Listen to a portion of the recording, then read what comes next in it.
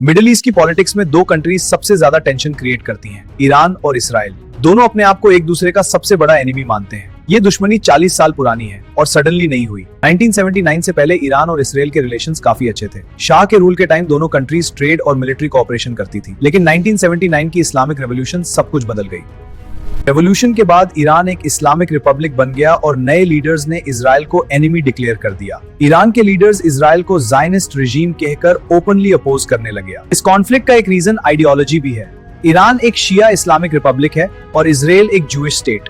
Iran Palestine को support करता है और इजराइल की पॉलिसीज को अपोज करता है। कई सालों तक ईरान और इसराइल ने डायरेक्ट वॉर नहीं किया। दोनों कंट्रीज ने प्रॉक्सी वॉर्स लड़े। ईरान हिजबोला और हमास जैसे ग्रुप्स को सपोर्ट करता है, वेपन्स और ट्रेनिंग प्रोवाइड करता है। इजराइल कहता है ये ग्रुप्स इजराइल पर अटैक करते हैं, इसलिए इजराइल मिडिल ईस्ट के डिफरेंट एरियाज में ईरानियन टारगेट्स पर सीक्रेट स्ट्राइक्स करता रहा।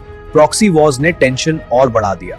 ईरान इजराइल कॉन्फ्लिक्ट का सबसे डेंजरस पॉइंट ईरान का न्यूक्लियर प्रोग्राम है। इजराइल का कहना है ईरान न्यूक्लियर वेपन्स बनाने की कोशिश कर रहा है। ईरान कहता है न्यूक्लियर प्रोग्राम सिर्फ इलेक्ट्रिसिटी के लिए है। 2015 में न्यूक्लियर डील साइन हुई, joint comprehensive plan of action, लेकिन डील वीकन होने के बाद फिर से टेंशन बढ़ने लगा। ईरान और इसराइल के बीच डिस्ट्रस्ट डेकेड से है। 2024 में ईरान ने इसराइल पर ड्रोन और मिसाइल अटैक्स लॉन्च किए, ऑपरेशन ट्रू प्रॉमिस। ये इसराइल के दमास्कस में ईरानियन कॉन्सुलेट पर स्ट्राइक के रिस्पॉन्स में किया गया था। ये पहला डायरेक्ट लार्ज स्केल अटैक हुआ। 2025 में इसराइल ने ईरान के न्यूक्लियर फैसिलिटीज और मिलिट्री बेसिस पर एयर स्ट्राइक्स किए। 200 से ज्यादा fighter jets multiple Iranian targets पर अटैक कर रहे थे। न्यूक्लियर साइट्स और मिलिट्री इंफ्रास्ट्रक्चर इंक्लूड थी। 2026 में सिचुएशन और सीरियस हो गई।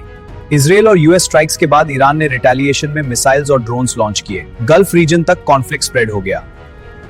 अब इस टेंशन ने स्ट्रेट ऑफ हॉर्मुज जैसे ग्लोबल ऑयल रूट को अफेक्ट किया। दुनिया का लार्ज ऑयल ट्रांसपोर्ट यहीं से होता है। ग्लोबल इकोनॉमी और एनर्जी सिक्योरिटी पे डायरेक्ट इंपैक्ट हुआ।